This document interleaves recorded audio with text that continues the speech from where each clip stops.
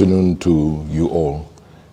Most of you know me as being president of the United Liberal Party and also chair of the United Kwacha Alliance. However, today I'm addressing you not in any of those two capacities. I'm addressing you as a lawyer for the family of Honorable J.J. Banda and J.J. Banda himself. And apart from that, I'm addressing you as a Zambian citizen who feels for this country. I say that today I'm actually in some kind of sense of shock. The last time I was in a similar kind of situation is 31 years ago. 31 years ago, I was representing people who were charged with the zero option matter. Amongst them was a Zambian individual called Cuthbert Nguni. Cuthbert Nguni was then abducted by the state and went missing for a number of days. It is only after a number of days that he resurfaced. And when he resurfaced, it was very clear that he had undergone massive torture at the hands of the state. When I saw the injuries that have been perpetrated on our brother, Honorable J.J. Banda, it reminded me of similar injuries that Honorable Cuthbert Nguni had at the hands of the state. That is what puts a shiver in me. There was a press statement which was made by Honorable Jack Mwimbu, the Minister of Home Affairs. And it was distressing and, to be quite honest, disheartening to see how insensitive the minister, together with the UPND government, could be in relation to the abduction of our brother. No sooner had Jack Mwimbu stated to the cameras that the state had no hand in the abduction of J.J. Banda, did we learn that there was a second abduction. This time, an abduction of J.J. Banda, not from his car, but from the emergency treatment bay on which he was being attended to at Medland Hospital. This abduction, unlike the first one, was luckily captured on camera. And it clearly shows that those who were abducting him from Medland's Hospital were the state, uniformed policemen. Not only uniformed, but with arms, getting into a medical emergency facility, armed to the teeth, to go and pick up somebody who was being treated. This was in the presence of his family members. They'll be able to let you know exactly what transpired and how it transpired. It was truly a shocking picture that some of you may have seen the videos, but you'll get the first-hand account from the family members here, where you have a situation where somebody who's lying on the gurney with all kinds of drips and so forth in them, and you have somebody with a gun slung over their shoulders ripping out these medical tubes. You wonder, which country are we in? Is this Zambia, where such things can happen? To make matters worse, the Honorable Minister of Home Affairs himself was present. He was in the car park, hidden in the car park. He wasn't even brave enough to lead his people. He was hidden in the car park, in the car, receiving minute-by-minute reports of how the abduction operation was going. Again, the family members will be able to tell you the interaction they had with him in the car park. The other aspect which is troubling is that the Honorable Minister stated that there were no injuries that Honorable JJ, by the way, his namesake, Jack Mwimbu, we call him JJ as well. He's got no feelings for even his namesake, had suffered. He claimed there was absolutely no injuries. Again, the pictures show that he was telling, unashamedly telling, a bold-faced, naked lie that there were no injuries. The pictures will show that he was lying. If indeed there are no injuries, I'm challenging the state to then allow access to JJ and to show us a healthy and fit JJ. They will not do that because at the moment it would appear they're trying to patch him up, trying to see whether the swellings and marks can not be as gruesome and obvious as they are right now.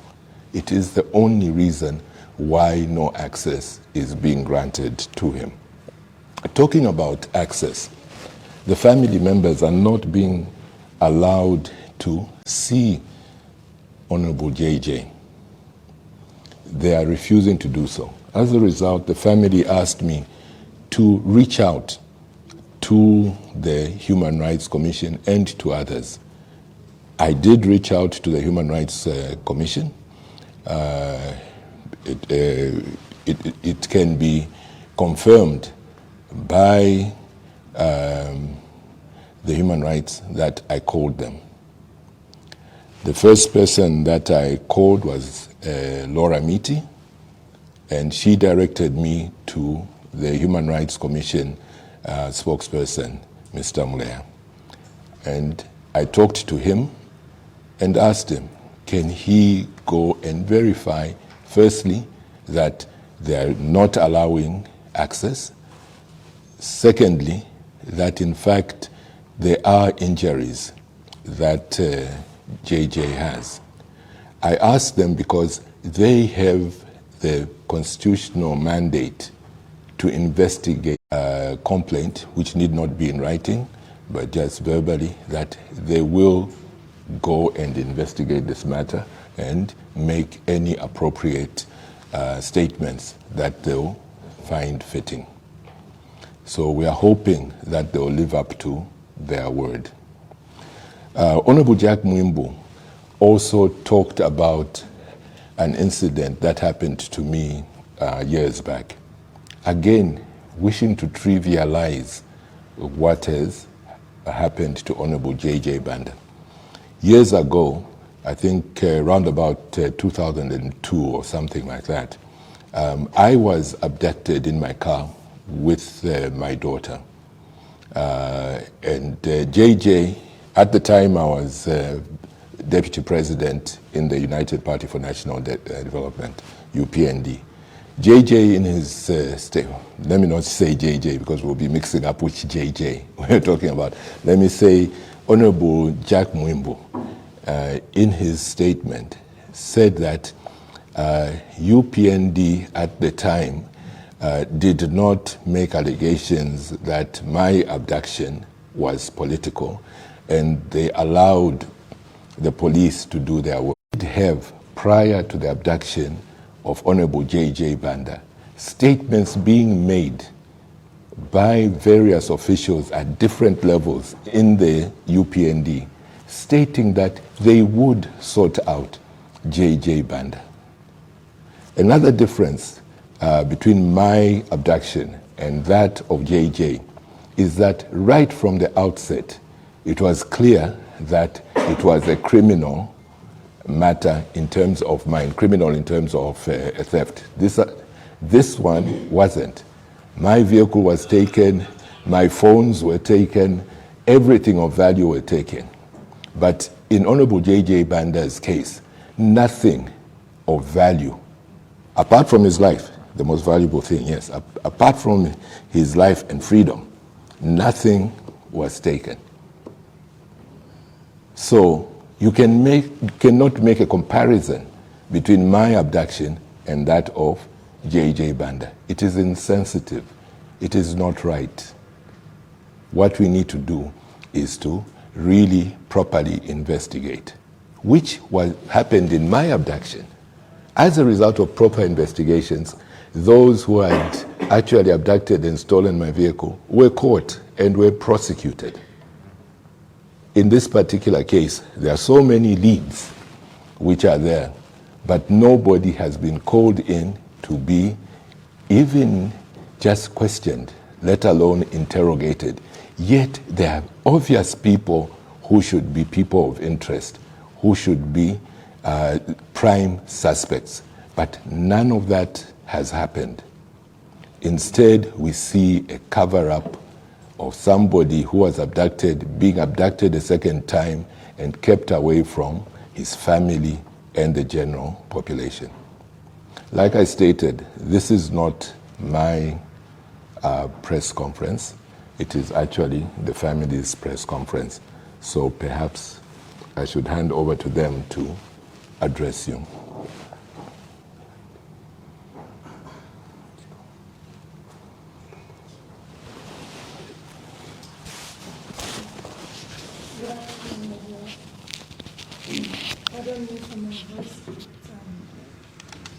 My voice is quite hoarse. It hasn't been an easy day today. My name's Laini Banda. I'm the sister to Honorable J. Banda. I must state that even to come here to talk about this, it's because we've been pressed beyond what we can sustain as a family. We feel not only abused, but mistreated in a country we call home.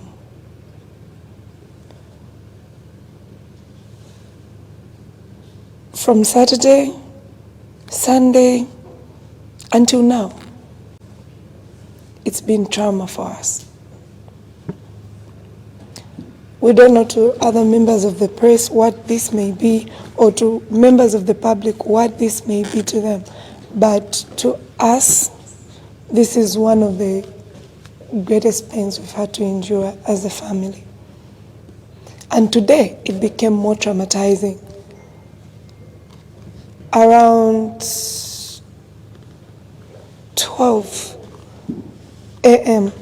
in the morning, I received a call on my mother's phone. My mother called me and says, there's a call that is coming. I want you to take it. I asked her who was calling, and she says, I just want you to see. I don't know who is calling. And you know we are already in a period of distress, so I told her, okay, no problem, don't worry about it. I got the phone from her. I had found 2 missed calls. And just when I was getting the phone, the call came through again. It was a number ending with 02. And when I picked up, the person didn't even introduce themselves. They first asked me a question if I knew who Honorable J. Banda is. And I told them, yes, I know him. Who are you that is calling? He says, we've picked someone who claims is Honorable J. Banda. We just saw a vehicle that dumped him. So when we tried to go after him to see how we can help him, he crawled up to almost close to our house, and we helped him, and we started pouring some water on him until we started interrogating him, asking him, and that's how Honorable J gave them my mother's number. So from there I asked him, where are you? And where are you calling from? And then he says, Kafiwe boys. In Kafiwe, as we are heading to Kafiwe Boys Junction. We said, okay, what time did they drop him? He said they dropped him around almost 23 to midnight. So they were trying to get him awake. So they were pouring water on him and trying to get him warm to see how best he can talk and they can have a lead. Immediately I called out my sisters and my mom, as well as my nephew and my other brother, Mavuto. I said, we've received a call. We all just got into a state of shock. We couldn't even get our shoes. We all just jumped into the vehicles. We started driving and we went direct to Woodlands Police. We left empty there. He made a report at Woodlands Police and reported to say, this is what we've received. Well, the rest of us, my sisters and my sister-in-laws, we headed to Kafiwe. I was the one driving. We started driving as fast as we could. When we reached Chilanga, we found some police officers on the road, actually.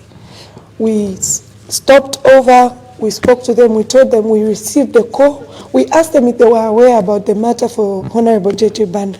And all of them, they said, yes, we are aware.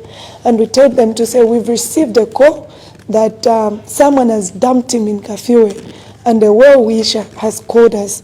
We would like you to escort us because we're not sure whether it's just a well-wisher or this could be a trap, maybe by the abductors.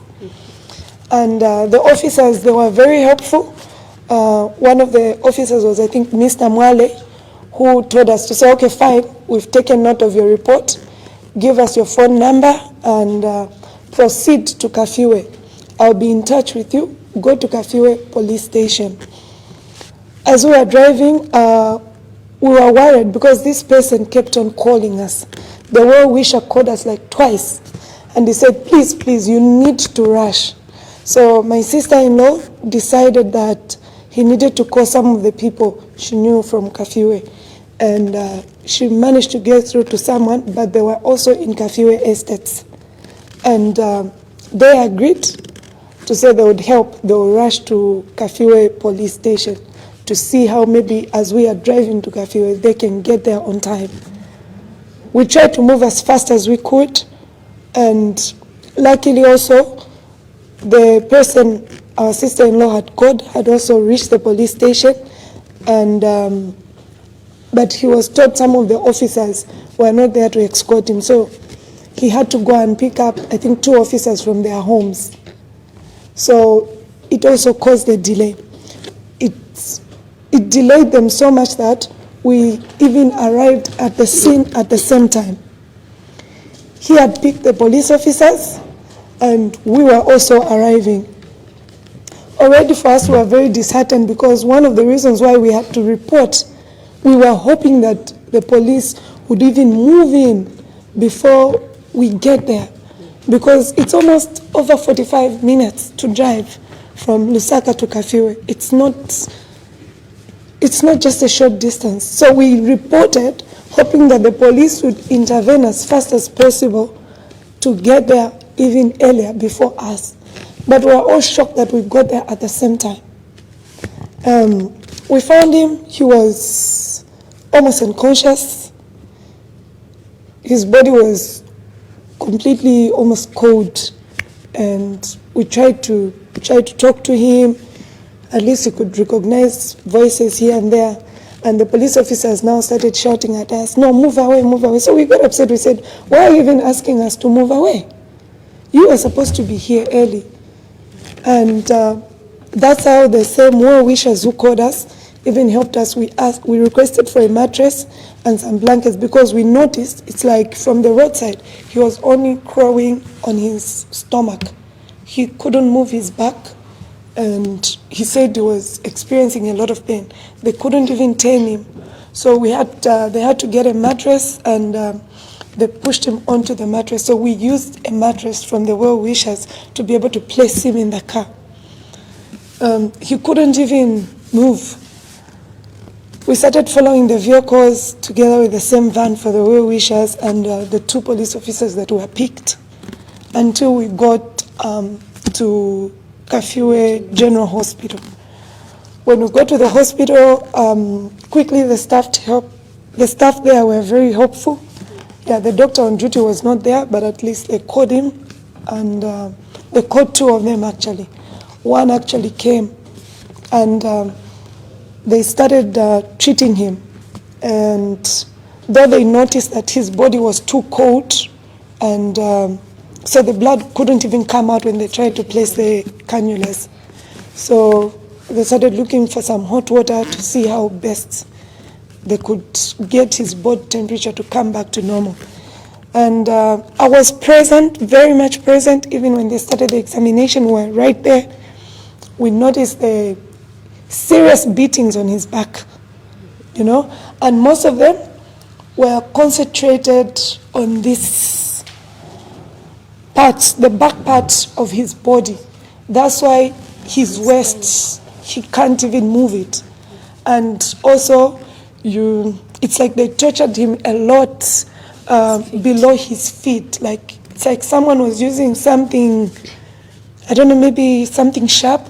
So you could notice even from the pictures that we took, they're like red spot below his feet, and also like serious swellings, because we were there like firsthand. So we took the first pictures. I actually helped him with the coat that the well-wishers had put on him to take it out, because we really wanted to see. And the doctors were also there. We were doing it in front of the doctors. Even the pictures, we were taking them in front of the doctors. And he was just groaning. He kept on, he repeatedly said, "They'll kill me. Don't take me to any hospital. Just take me home. Call the doctor and treat me. I don't want to be in any hospital. They'll kill me. They'll kill me, they'll kill me. Please don't take me to any hospital. They'll kill me. Just take me home." Those were the only words he repeatedly said. And even the doctors also got a bit worried. And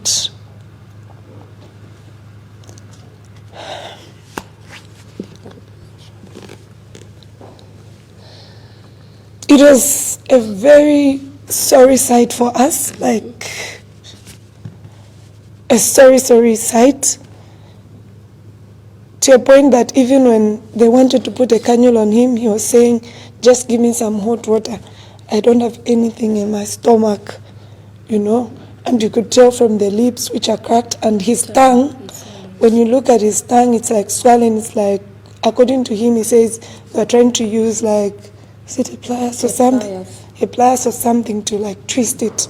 So you can tell even from his tongue, like he had cuts and his lips. So we got, and the police officers kept on coming. They kept on distracting the doctors, saying, "No, there is it Doctor something?" The doctor in charge, I don't know, kept on saying they shouldn't treat him from there. They wanted JJ to be put in an ambulance right there and then and brought into Lusaka. But we started now going back and forth with the police. We said, he's first getting the first aid. Yes. Look at this situation he's in. Why would you just want to move him, looking at the condition he's in right now? And luckily we have one of our brothers who is also a medical personnel. So he was also there, like trying to ask the doctors to say, "Okay, please check this." And they tried to check the sugar levels and everything else. Fast forward, we even managed to do all medicals and even sent him into the x-ray. But it was not easy then, because phone calls kept on coming. Yeah, so as usual, the phone calls kept on coming, and the officers kept on claiming that they were getting instructions. Yes. And we even requested to say, can we know who is instructing? Who wants him? Who wants him now? They said, no, there are instructions that are coming from senior officials. They're saying they want him. We said, why do they want him? So we became, even us, our security now became like, we became security conscious. We got very worried. So we told the doctors, you know what? We are worried. This is not okay. Who are they? Why don't they want to talk to us? Why do they just want to instruct doctors? Because we are here. We brought him here. So why can't they talk to us and tell us why they want him, why they don't want him to be treated here, and why they just want him to be taken to Lusaka. Quickly, we pushed in for a police report, a medical report, which we quickly signed, and immediately was coming off the x-ray. We started having a back and forth with the police. They wanted him to be in an ambulance full of police officers, but Jaja kept on crying like, I don't want. Now we are receiving instructions that we should go straight with him to Mainasoko. And the police started shouting, shouting, hey, you're being stubborn. They even started hitting the car. Move your car, we want to put an ambulance. We need to put him in an ambulance. But we all became agitated. We said, no, we will not allow you to take him. Mm-hmm. We became very, very seriously stubborn at that particular point until we managed, with the help of the medical personnel, of course, they were very helpful, until we managed to put him in the Fortuner, in our vehicle. So we just dropped the seats and we put the mattress, because we couldn't move him off the mattress. I think we still have the mattress up to now. So we just got him on the mattress and put him into the Fortuner, and Mom jumped in, and also my other brother, and that's how I drove off. And the rest of the vehicle started following us. As we were coming, one of the OP vehicles went and hit into one of our cousin's vehicle, Moffat. The OP officers, because Moffat was trying to pave way for us as we were driving. We were trying to move as fast as possible for us to be able to get him to Midlands. So as we were trying to move, a Mark X for, I think it should be the C5, they went and, I think as we were getting towards Lilai, they went and bashed into them. Is it a VW? And that's how it overturned. So we stopped. And personally, I stopped. I said, no, let's hold on. What is this?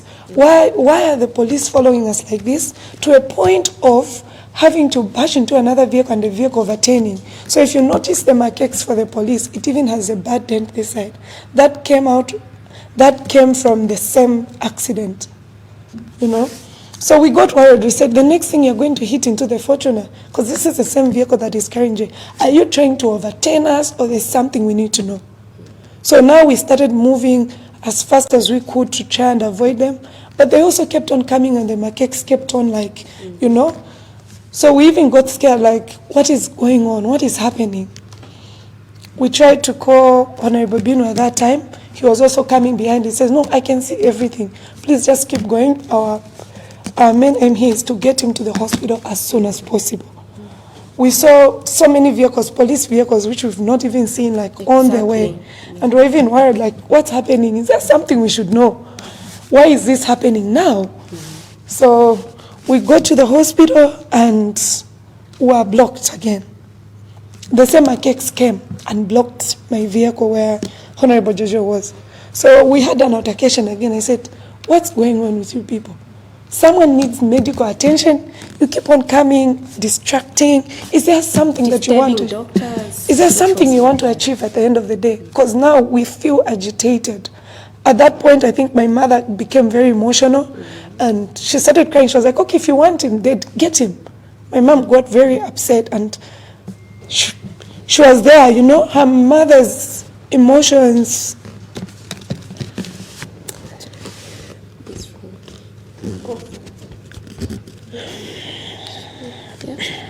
Mm-hmm.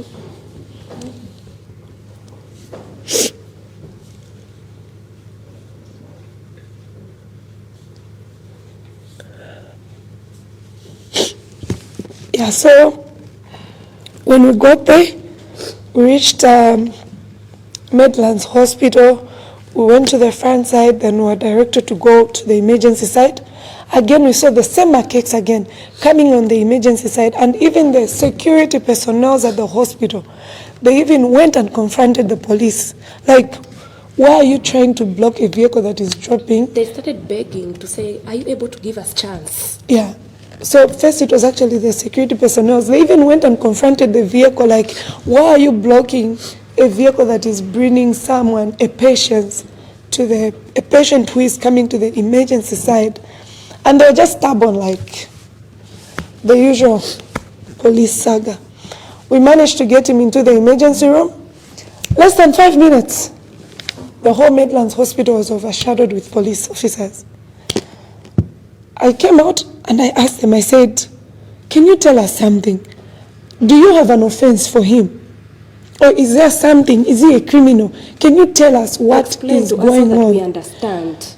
The doctor also came out and asked, like, can we be excused?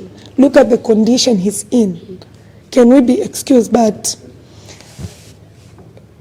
more officers kept on coming, and even the commissioner at that point bagged into the emergency room.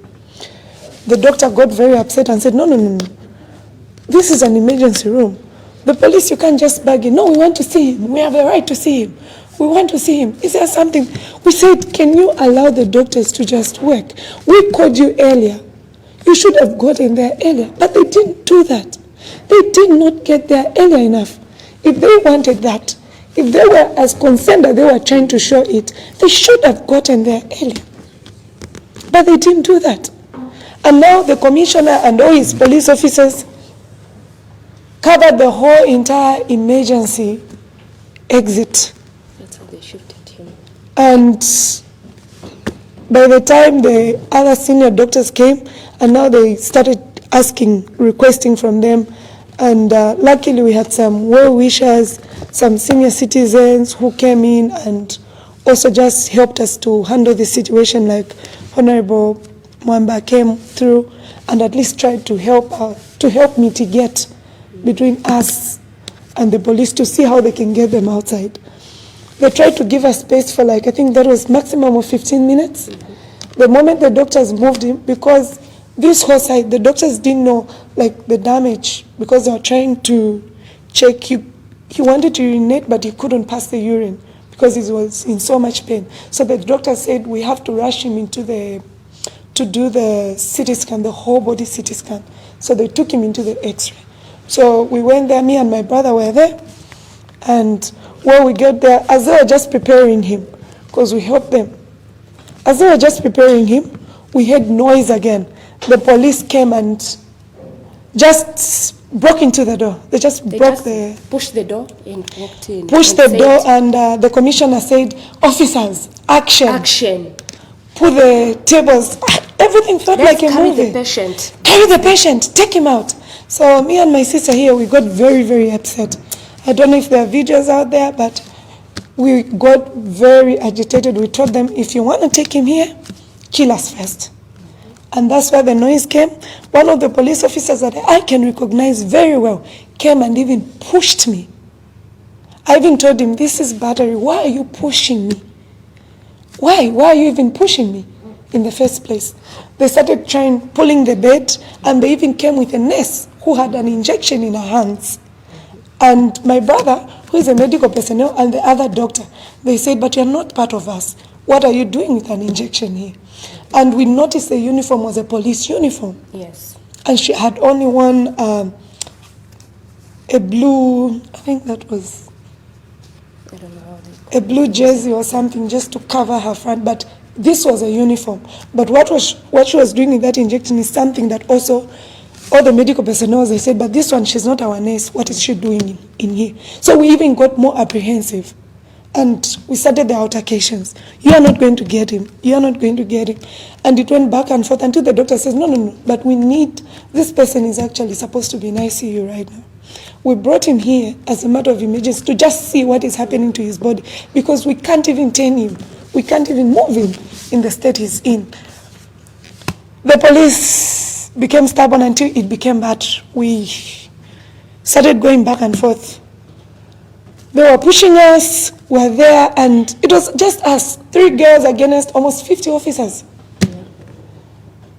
Emotions went in, and the doctors managed to help us until they got the police outside. And the doctors now locked the doors. They said, will not allow anyone in here. Everything became worse when we now stood outside the door. We had, I think, almost, if I'm not mistaken, almost 30 officers right on the door. And the commissioner, I don't know his name, but Commissioner Lusaka was spearheading that group. And he kept on pushing us back and forth, telling us they had instructions to take JJ to Mainasoko Hospital. We asked them, you've not spoken to us. Nobody came to us to even call us, just to give us the courtesy as a family to say, from what you've been through, we've never given you proper updates, because these are the same police that refuse to give us even proper updates. Exactly. We went to the police station almost every day, begging them for answers, not even giving us proper answers, to just tell us, oh, this is what is happening. But now, they were the same police officers who were there pushing us, abusing us in all sort of ways, just to get their way and get JJ out of the hospital. We asked them, what is happening? Why can't he be treated from here?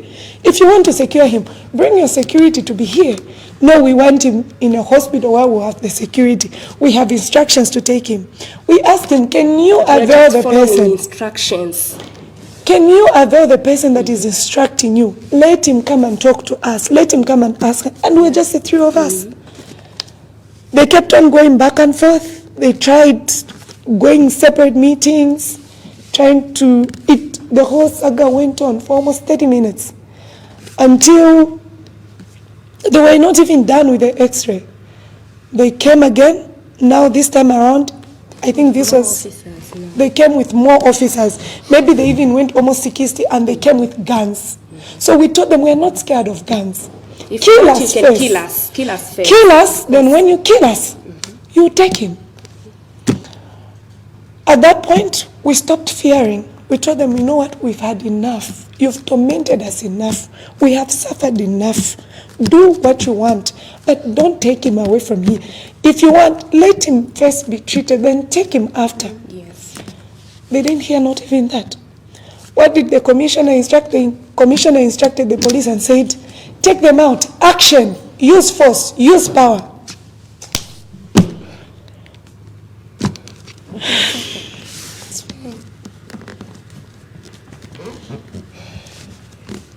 It's at that point when the beating started, the pushing around. That's how we were being dragged.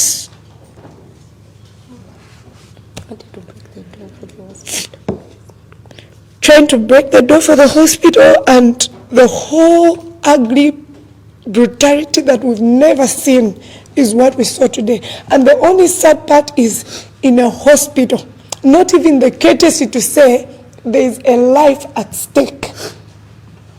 And this is a person that we don't know how they see him, but to us he's a treasure. You know, for us, that's the only father figure we have.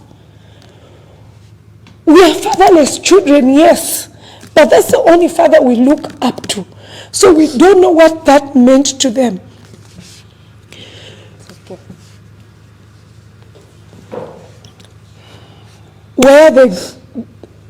We don't know how that whole situation, we tried by all means to stop that whole ugly nightmare. But the beating became worse. I think I still have the swellings here, where some of the officers even grabbed my phone from my sister. She was not even capturing. Up to now, my phone can show we're not even capturing anything. She was on phone trying to seek for help. They grabbed the phone from her, started pushing us outside. Others were hitting us. And one officer I can recognize very well, I think it's one who even put my hair this side. And they started using the gun handles, like to push us, like to hit us. And Honorable Bino even got upset and said, but these are girls you're doing this to. The whole entire police, all of you, 50 of you, just on 3 girls, it's so unreasonable. Honorable Bino was there, and even other members now of the public came, you know, trying to stop them, but they couldn't even stop. It just, it moved from worse to bad. And the way they were dragging Jay, he kept on screaming. I'm sure if we were to get the CCTV, and the screaming even agitated us more. He kept on screaming the help, like, ouch, ouch, even the way they dragged that bed and the way they were trying to push it into the ambulance. I tried to close the doors for the ambulance. That's how one officer came, pushed me to the ground. And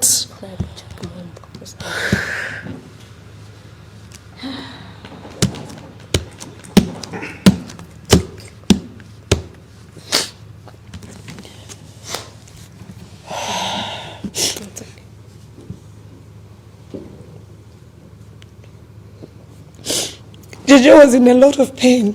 He kept on asking for help. He was in a lot of pain, and they were carrying him like a piece of paper.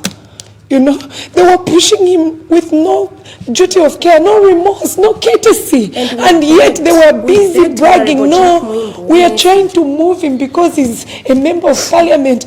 But you were saying this is a member of parliament. We've never even heard from the speaker, not even from anyone that has ever reached to us, other than just the few meaning if Zambians that reached out to us to talk to us. Then you're telling us to say you want to secure him because he's a property of the state, because he's a member of parliament. Why is he only becoming a member of parliament or important to you people now that we had to get him to Midlands Hospital? Why? And that whole beating, the whole fracas, we didn't even get it. The grabbing of phones, something we've never experienced in the history of Zambia, something we've never seen at a hospital. Even the hospital personnel they were all in shock. We were shocked. Everyone was shocked. We couldn't even believe what was happening. And Honorable Jack Mwimbu was there, standing. And we pleaded. We went, we pleaded, we knelt down, helplessly. We even told him, I removed words to say, you have daughters. You have children.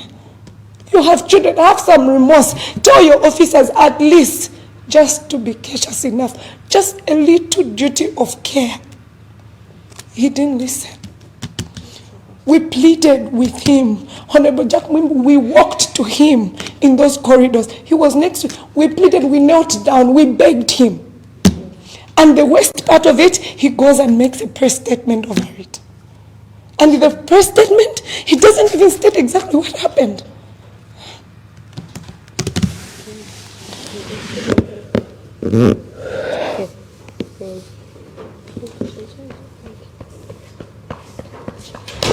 Carry on.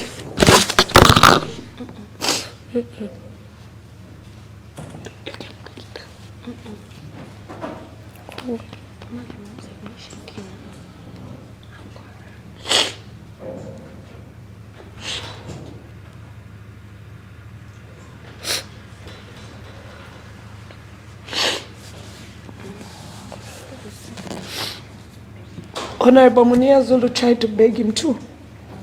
Honorable, almost everybody tried as hard to reason with them, including the medical personnel.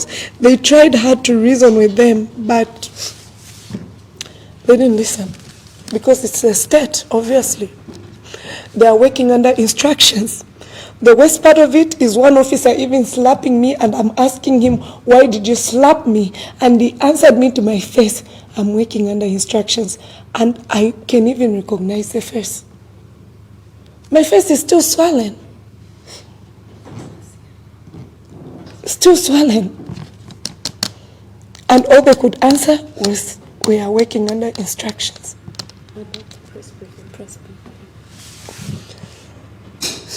As if that was not enough. Barely minutes after all that misery, after all that fracas that they caused at the hospital, and just moving him without our consent, and just driving off after hitting us and just driving off like that. We are just barely arriving at the hospital, trying to settle in. We were all parked outside. Personally, I even had to park outside. My phone was not even there with me. Next thing, we just hear to say, someone comes and says, Honorable Jack Mwimbu is doing a press briefing. A press briefing? About what? And he even addresses the nation and says, the police were working 24/7. These are the same officers who failed to give us little update, just to tell us what was happening. They said they didn't know. So why were they working 24/7 when they didn't know? The DCIO, Mr. Mwetu, was even very rude to us. Very, very rude. He even answered us. I think we even have it on record, where he even answered me to say, "You're calling me on a private line. This is my private line." When we are in distress, we don't even know whether Jay is okay or not. We are distressed. Not even to give us a little courtesy to just tell us to say, "No, calm down, we're handling the situation. No, we're doing what we can." Proudly like that. "No, but you're calling me, you're asking me about the vehicle, relocating of the vehicle on my private line. This is my private line. It's not a public line." You are a civil servant. You're working for the public. And you ask me to say I'm calling you on a private line. Like,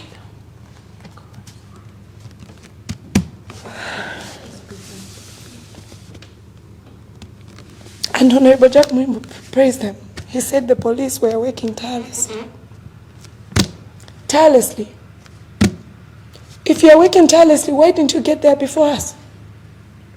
Even after we were cautious enough to call you, to report to you when we were leaving Lusaka, why did we still get there, even almost at the same time with you?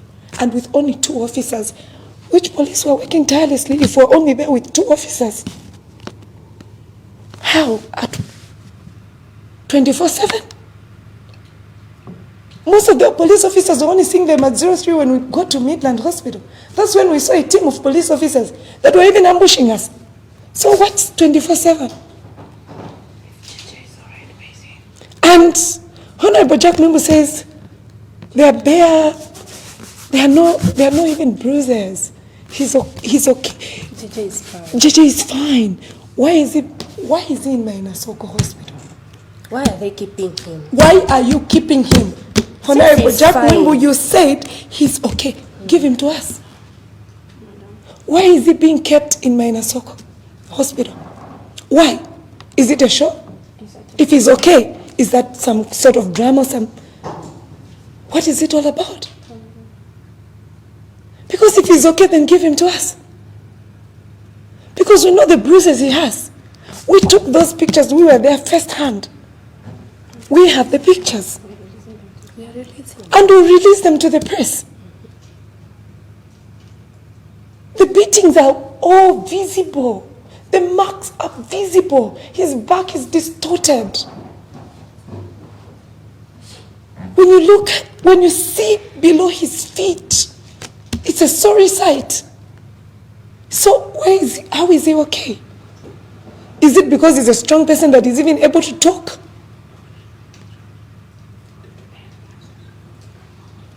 So how is he fine? How is he okay? If he's okay, give him to us. Release him to the public. Let the public see him that he's okay. Personally, from the time he even went into Mainasoko, I haven't been allowed to see him. Because we're taught there's security. And yet I am the same person. Joe was telling, "Don't take me to a government hospital. I don't feel safe." He's never even been to a government hospital.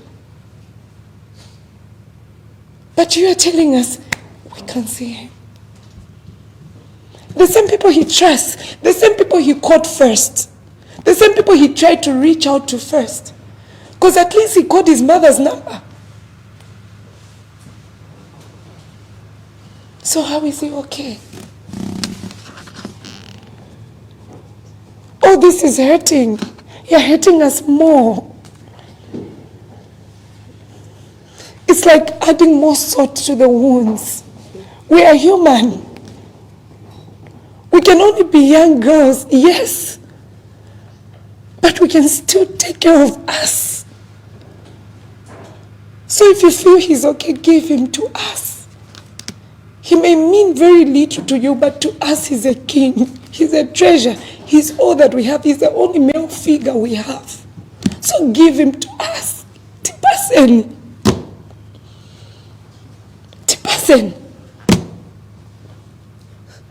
We don't know You've kept him at Mainasoko, that's your territory. We don't know. According to his testimonies from the time he came, he says he's scared. He keeps on confessing that he's scared. We don't know what he's scared of. JJ is traumatized. 1 minute he's trying to talk. Throughout, I was with him in that room at Kafue General Hospital. 1 minute he wants to try and reach out to your hand. All the pictures and videos are there. 1 minute he's traumatized. When you look at him, this is not even him. According to him, he was in a dark room that he couldn't even see light. He's traumatized. So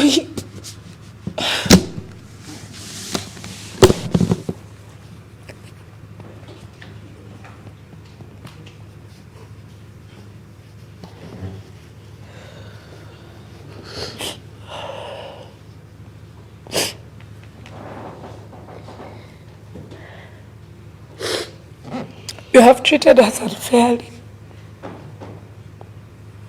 We deserved better.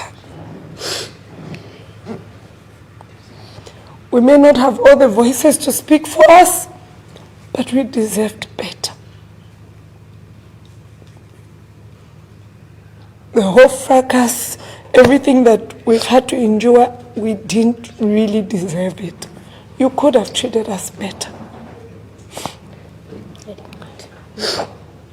And to the members of the public, we can never even wish this upon an enemy. They say you can only know pain when you go through it. You can only understand the power of loss when you go through it. Grief is something you can never understand unless you endure it. But this, and to think that it's happening to us in a country we call our home, is the most painful part of it. Something we can't see. We've been sitting with my sisters like, did this really happen? And we all just break in an instant. Because we can't even believe what we're going through. We don't even know whether we'll still be challenged to this or not. We don't know whether we'll still have to go through this some other day or not.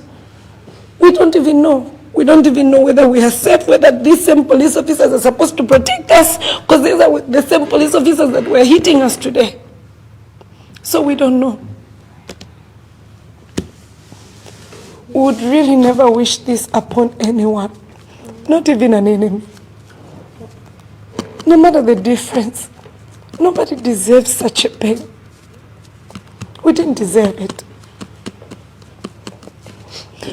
And would like to say a big thank you to the public for all the voices, the members of parliament that stood up with a serious disappointment of the Speaker of the National Assembly not speaking over this.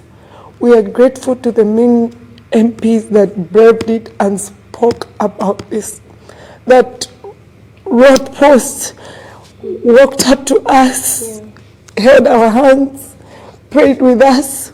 We are only children, it's just us.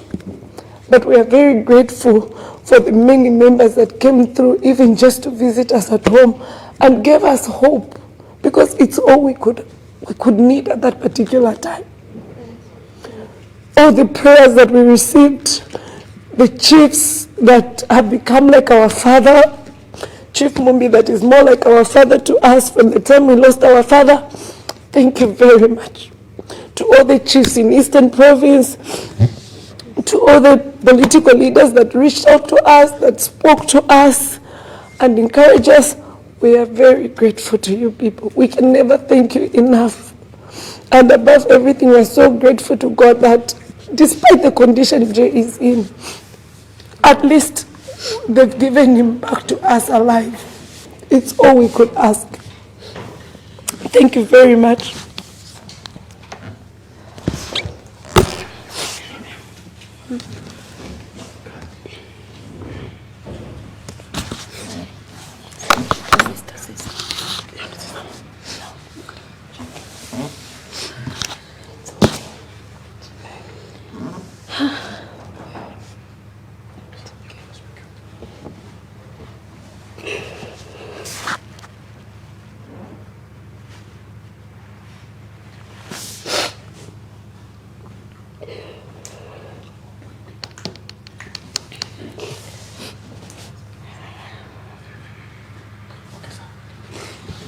heard for yourselves from the family, and they still need your prayers for them to be able to deal with the trauma that they've been through. Yes, it is a good thing that we have found that JJ is alive. But what is also important is that he must be allowed to heal. He must be allowed to choose the medical facility he is to go to. Under our laws and our constitution, you've got the right to choose which medical facility you will utilize, which medical personnel are the ones who will deal with you. JJ specifically did state that he wanted to be at Medland Hospital, and he specifically stated that he did not want to be in any government institution. That should be respected. That is a right that he has. And when somebody is under the hands of a medical doctor, you cannot move them away without that medical doctor stating that it is safe to do so. The medical personnel at Medlands Hospital specifically told the policemen who came that they felt it would be unsafe to move him, and they went against medical advice.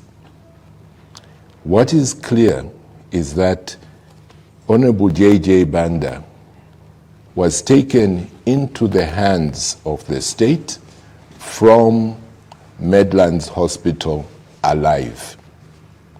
That everybody must take note of, including the government.